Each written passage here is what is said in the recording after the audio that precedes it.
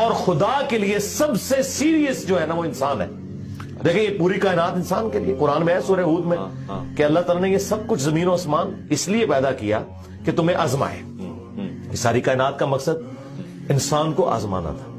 تمام چیزیں انسان کی خدمت میں لگی ہیں, خواہ وہ سورج ہو, چاند ہو, ہاں سب کچھ زمین میں جتنی بھی مخلوقات ہیں. ایون فرشتے آپ کی ڈیوٹی پہ لگے ہوئے ہیں.